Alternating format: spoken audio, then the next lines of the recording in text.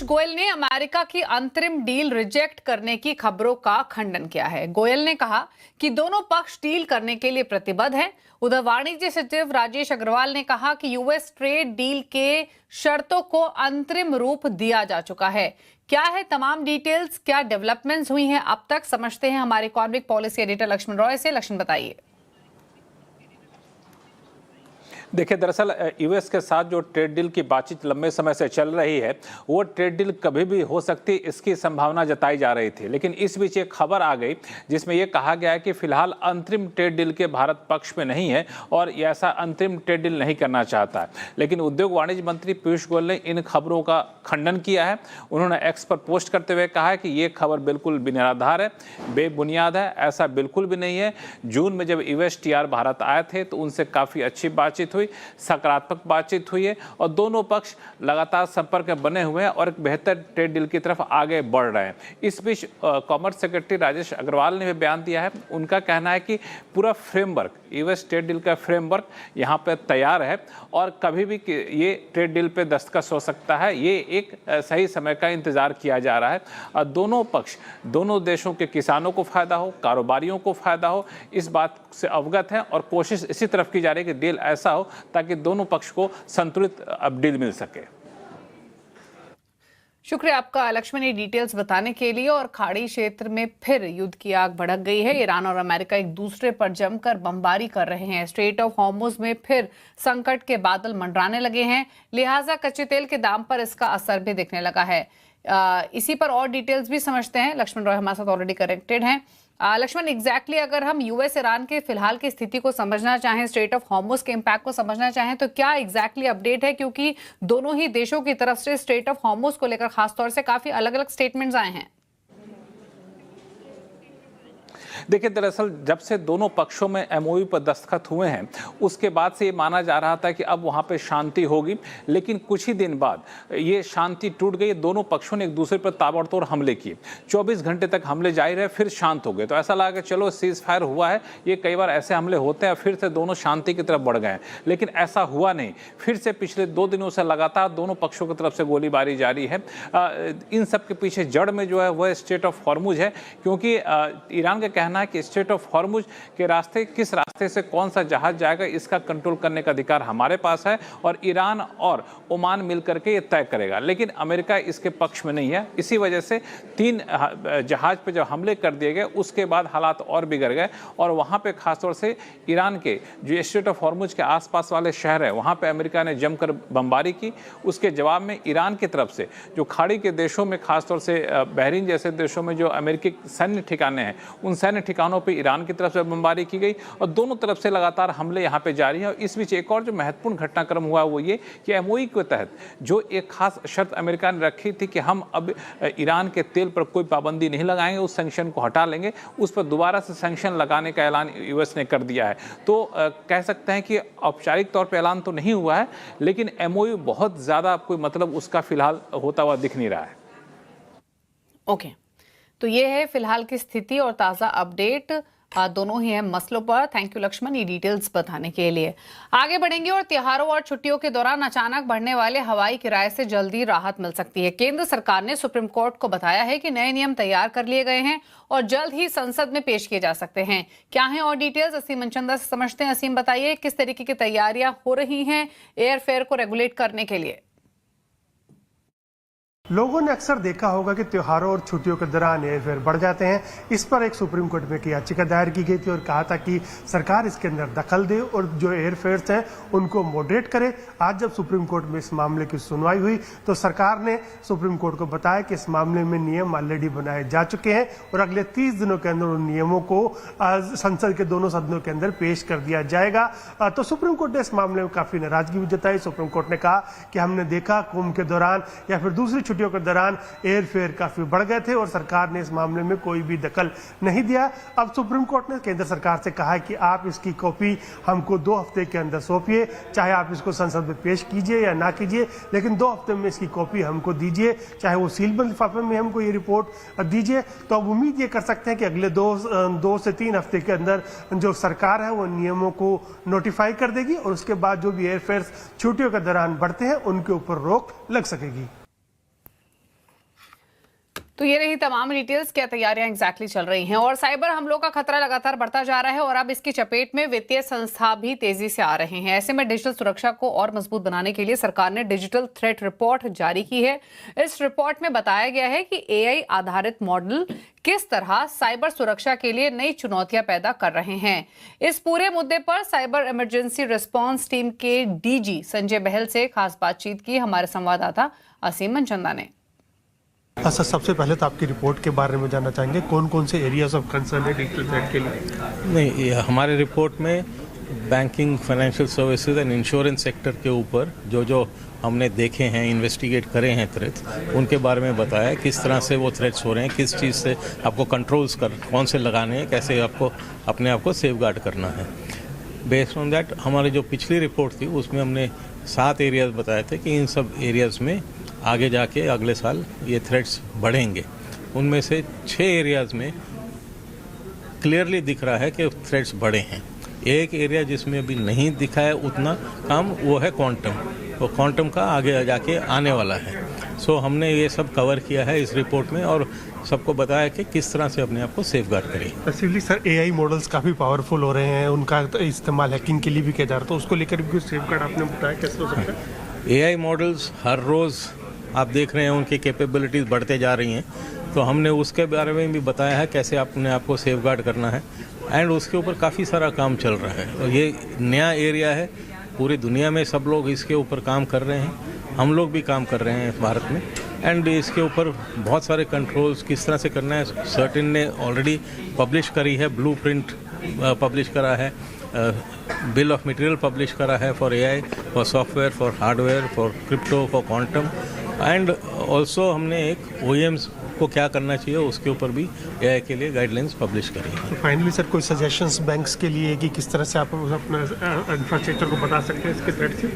हाँ, तो वो उसमें सब डिटेल्ड प्लान दिया है और दे कैन फॉलो दैट। वो सब बहुत विस्तार में दिया गया है।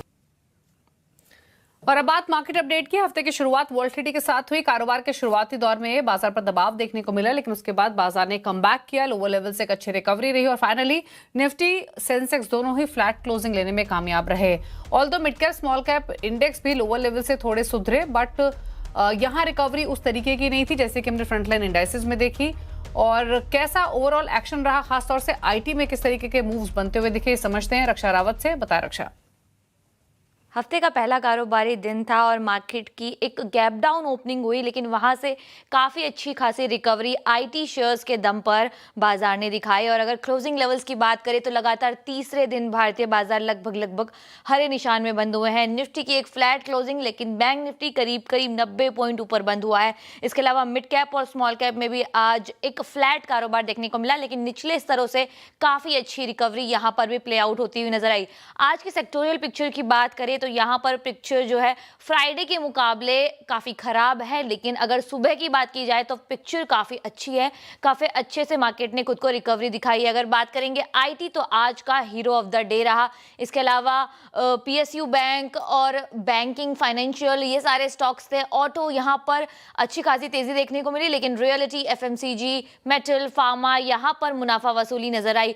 इंडिया विक्स यहाँ पर जंप देखने को मिला, लेकिन फिर भी एक कंफर्टेबल लेवल के आसपास कारोबार कर रहा है। आज के कंट्रीब्यूटर्स की लिस्ट रख लेते हैं। यहाँ पर सारे ही आईटी काउंटर्स आपको देखने को मिलेंगे जिन्होंने निफ्टी को कंट्रीब्यूट किया। अगर आज के लूजर्स की बात करें तो यहाँ पर ग्रासिम, टाटा स्टील, नेस्ले और इंटरग्लोब एविएशन, हालांकि जो क्रूड ओपन हुआ है वहां से यहाँ पर मुनाफा वसूली देखने को मिली। FMCG में भी आज मुनाफा वसूली तगड़ी देखने को मिली। तो ये था आज के बाजार का पूरा ब्यौरा। और अनलिस्टेड मार्केट में निवेश आपकी पॉकेट पर भारी पड़ सकता है। हाल में आए आईपीओज में निवेशकों को बड़ी चपत लगी है। अनलिस्टेड स्टॉक्स में निवेशकों का पॉकेट किस तरीके से खाली हो रहा है, समझते हैं आशीष चतुर्वेदी से खास रिसर्च के जरिए। बताइए आशीष। देखिए, बहुत ही इंटरेस्टिंग टैगलाइन दी है कि अनलिस्टेड मार्केट और खाली पॉकेट, क्योंकि एक प्री आईपीओ का हाइप बनाया जाता है और दरअसल आप देखें तो जो अनलिस्टेड स्पेस होती है इसमें आपकी फ्री मार्केट फोर्सेस जितनी बढ़िया लिक्विडिटी नहीं होती, तो आपकी जो प्राइस डिस्कवरी होती है काफ़ी हद तक इंडिकेटिव होती है और जितनी जगहों पर देखेंगे उतने अलग अलग भाव आपको पता चलते हैं। ऐसे में लोगों को लगता है कि अगर आप आईपीओ से पहले अनलिस्टेड स्पेस में खरीदारी कर लेंगे तो जब आईपीओ आ जाएगा, हाइप बनेगा, तब आप एग्जिट कर लेंगे। लेकिन अब तक का जो ट्रैक रिकॉर्ड है वो ये कहता है कि जो अनलिस्टेड स्पेस के निवेशक हैं ज़्यादातर आईपीओ में इन्हें चपत्ती लगी है। अब आप एसबीआई फंड्स की बात करें तो यहाँ पर अनलिस्टेड स्पेस में जो भाव चल रहा था ये तकरीबन 850 रुपये प्रति शेयर के आसपास, और जो आईपीओ का प्राइस निकल कर आया 574, यानी 32 से 35% तक का डिस्काउंट आप ये समझ लीजिए। और सिर्फ एसबीआई फंड्स की बात नहीं, जैसे कि मैं बता रहा था कि लिस्ट बहुत लंबी है, तो आप 2022 में आए हुए एजीएस ट्रांजैक्ट को देखें। अब इसका जो आईपीओ प्राइस था ये तकरीबन 195 रुपये प्रति शेयर के आसपास, और इसका जो भाव चल रहा था अनलिस्टेड स्पेस में ये 550 रुपये प्रति शेयर, यानी अगेन यहाँ पर भी आप देखें तो डीप डिस्काउंट। वहीं एचडीबी फाइनेंशियल्स, क्योंकि इसकी पेरेंटेज भी बहुत अच्छी थी, अच्छा अनलिस्टेड स्पेस में इसकी मांग भी बहुत बढ़िया थी, लिक्विडिटी काफ़ी अच्छी थी, तो इसके केस में भी आप देखें 2025 का आईपीओ 40% का जो वेरिएशन है अनलिस्टेड और फिर आईपीओ के प्राइस में आपको देखने को मिला। सिमिलरली यूटीआई एएमसी, इसके केस में भी आप देखें तो जो आईपीओ का प्राइस था 552-554 रुपये प्रति शेयर और 1100 रुपये जो चल रहा था भाव, यानी आप देखें कि क्या नुकसान हुआ है यहाँ पर अनलिस्टेड स्पेस के निवेशकों का। और बड़ी सिमिलर कहानी, चाहे पीबी फिनटेक को देखें जिसमें 45% की चपत लगी, टाटा टेक्नोलॉजीज़ है, वारी एनर्जीज़ है, डिलीवरी है और अगेन एसबीआई फंड्स। यानी अगर आप सिर्फ प्री आईपीओ हाइप के चलते अनलिस्टेड स्पेस में निवेश कर रहे हैं तो आपके लिए बहुत बड़ा अलर्ट है। शुक्रिया आशीष डिटेल्स के लिए। और अप्रैल जून तिमाही और जून महीने में एक्सपोर्ट में 15% से ज्यादा की बढ़ोतरी दर्ज की गई है। हालांकि जो ट्रेड डेफिसिट है वो भी बढ़कर $30 अरब से ज्यादा हो गया है। डेफिसिट बढ़ने के पीछे इलेक्ट्रॉनिक्स, पेट्रोलियम और गोल्ड इंपोर्ट बड़ा कारण है। इंपोर्ट एक्सपोर्ट डेटा पर पूरी डिटेल बता रहे हैं हमारे संवाददाता आलोक प्रियदर्शी। बिल्कुल, देखिए एक्सपोर्ट के मोर्चे पर भारत का बेहतरीन प्रदर्शन लगातार जारी है। अगर हम बात करें जून महीने के एक्सपोर्ट ग्रोथ की तो ये 15.5% के करीब रहा है, और वहीं बात करें पूरे क्वार्टर की बात करें, यानी पहली तिमाही की बात करें अप्रैल से लेके जून तक का, तो यहां पर भी प्रदर्शन 15.92% रहा, यानी कि दोनों मोर्चों पर 15% से ज्यादा का ग्रोथ दर्ज हुआ है। अगर जून की बात करें तो जून में एक्सपोर्ट $40 अरब के पास पहुंचा, जबकि पहली तिमाही में एक्सपोर्ट ग्रोथ $129 अरब के पास पहुंच गया है। साथ साथ इसमें एक खबर यह भी है कि जो ट्रेड डेफिसिट है वो भी लगातार बढ़ा है। अगर हम बात करें ट्रेड डेफिसिट की तो जो पहले ट्रेड डेफिसिट $19 अरब के आसपास था वो बढ़कर $30 अरब हो गया है। सरकार का इसमें तर्क है कि चूंकि जो खासतौर से पेट्रोलियम प्रोडक्ट, गोल्ड, इसके अलावा इलेक्ट्रॉनिक्स और मशीनरी के आइटम में जो काफी ज्यादा इंपोर्ट हुआ है उसकी वजह से ट्रेड डेफिसिट बढ़ा है। साथ ही साथ इन तमाम आइटम्स का एक्सपोर्ट भी काफी बढ़ा है, लिहाजा इससे बहुत ज्यादा असर पड़ने वाला नहीं है। साथ ही साथ जो वेस्ट एशिया में भी जो एक्सपोर्ट भारत का जारी है, करीब 7.5% के आसपास एक्सपोर्ट ग्रोथ रहा वेस्ट एशिया में। वहां पर भी एक तरह से जो हालात सुधर रहे हैं और वहां पर $5 अरब का पूरा ओवरऑल एक्सपोर्ट हुआ है। तो कुल मिलाकर जो एक्सपोर्ट के मोर्चे पर भारत का प्रदर्शन अच्छा जारी है, और आने वाले दिनों में उम्मीद की जा रही है कि जो टारगेट भारत ने रखा है $1 ट्रिलियन का, वो अपने आप में कहीं ना कहीं इस जो बेहतरीन प्रदर्शन लगातार जारी है उससे अचीव करने में भारत को काफी मदद मिलेगी। और E20 पेट्रोल पर विवाद और सरकार की सफाई का दौर जारी है। ऐसे में एक आम ग्राहक के सामने कई सवाल हैं। आज आवाज अड्डा में इसी पर होगी चर्चा। जानकारी कम, हंगामा ज्यादा, शाम 7:57 पर। और राम मंदिर में चढ़ावा चोरी मामले की सीबीआई से जांच कराने की याचिका पर सुप्रीम कोर्ट ने केंद्र सरकार, उत्तर प्रदेश सरकार और राम जन्मभूमि ट्रस्ट को नोटिस जारी किया है। कोर्ट ने एसआईटी की रिपोर्ट भी तलब की है। इस मामले में आज क्या हुआ सुप्रीम कोर्ट में, बता रहे हैं संवाददाता असीम मनचंदा। राम मंदिर में दान चोरी के मामले की जांच कराने के लिए सुप्रीम कोर्ट में कई सारी याचिकाएं दायर की गई थी। इन याचिकाओं में कहा गया था कि पूरे मामले की जांच सीबीआई से कराई जाए। सुप्रीम कोर्ट ने आज इस मामले की सुनवाई की। सरकार ने नोटिस भेजे जाने से इनकार किया। सरकार ने कहा कि एसआईटी ऑलरेडी अपना काम कर रही है, लेकिन सुप्रीम कोर्ट ने कहा कि हमें यह जानना जरूरी है कि एसआईटी की प्रोग्रेस कहां तक पहुंची है। तो सुप्रीम कोर्ट ने इस मामले में केंद्र सरकार, उत्तर प्रदेश सरकार और राम जन्मभूमि ट्रस्ट को नोटिस भेज दिया है। सुप्रीम कोर्ट ने इसके साथ साथ एसआईटी की रिपोर्ट भी तलब की है। याचिकाकर्ता ने कहा कि मामला काफी संगीन है और इस मामले में सीसीटीवी फुटेज को रखे जाना जरूरी, सहज करना काफी जरूरी है। तो सुप्रीम कोर्ट ने कहा कि हम इस मामले की सुनवाई करेंगे। तो सुप्रीम कोर्ट ने एसआईटी की रिपोर्ट मांगी और उसके साथ साथ कहा कि आप बताइए कि एसआईटी की गठन में क्या प्रक्रिया का पालन किया गया। तो अब सुप्रीम कोर्ट इस पूरे मामले की सुनवाई 20 जुलाई को करेगा। और थाईलैंड की राजधानी बैंकॉक में एक पब में चल रही पार्टी उस वक्त मातम में बदल गई जब अचानक भीषण आग लग गई। देखते ही देखते पूरा पब धुएं और लपटों से भर गया। जान बचाने के लिए लोग इधर उधर भागे, कई लोग टॉयलेट में जाकर फंस गए, लेकिन वहां बाहर निकलने का कोई रास्ता नहीं था। अचानक लगी भीषण आग में 27 लोगों की मौत हो गई।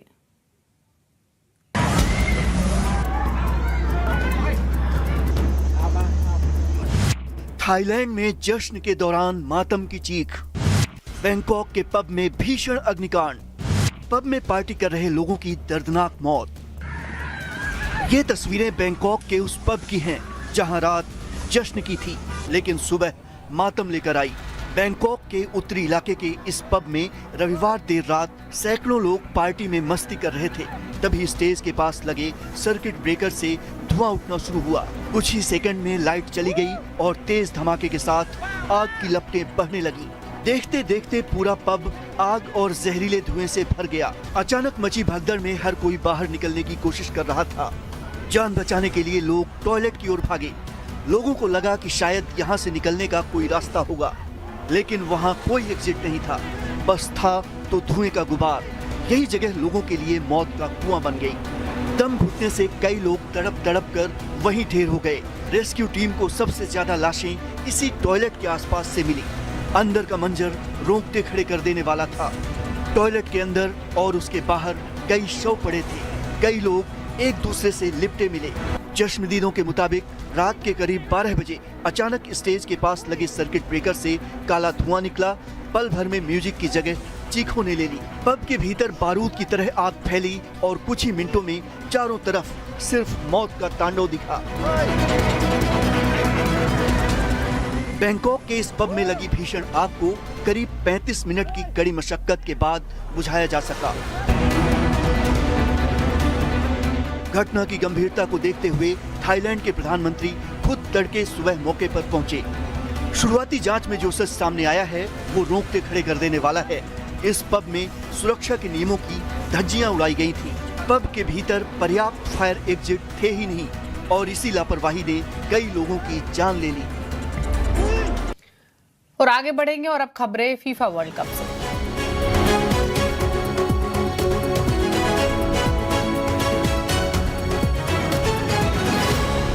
और फीफा के सेमीफाइनल मुकाबले तय हो गई हैं। 4 दिग्गज टीमें अर्जेंटीना, इंग्लैंड, फ्रांस और स्पेन टॉप 4 में हैं। बुधवार यानी 15 जुलाई को पहला सेमीफाइनल मुकाबला किलियन एम्बावे की फ्रांस और साथ ही लामिन यमाल की स्पेन के बीच होगा। फ्रांस के पास किलियन एम्बापे है, वही माइकल ओलियेसे, साथ ही डिज़रे डुए जैसे स्टार खिलाड़ी हैं, जबकि स्पेन की उम्मीदें युवा स्टार लामिन यमाल और मिडफील्डर मिकेल मेरिनो पर टिकी होंगी। फ्रांस और स्पेन का मुकाबला रात 12:30 बजे होगा। दूसरे सेमीफाइनल मैच में लियोनेल मेसी की अर्जेंटीना और हैरी केन की इंग्लैंड आपस में भिड़ेंगी। दोनों देशों की राइवलरी काफी पुरानी है। अब मौजूदा वर्ल्ड चैंपियन अर्जेंटीना लगातार दूसरा खिताब जीतने के लक्ष्य के साथ मैदान में उतरेगा और ये मैच 16 जुलाई को रात 12:30 बजे होगा।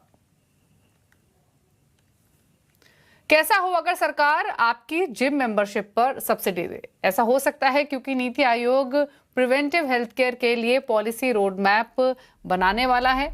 आज इस पर होगी बड़ी चर्चा। सरकार का आइडिया फिट रहे इंडिया शाम 5:57 पर कंज्यूमर अड्डा में।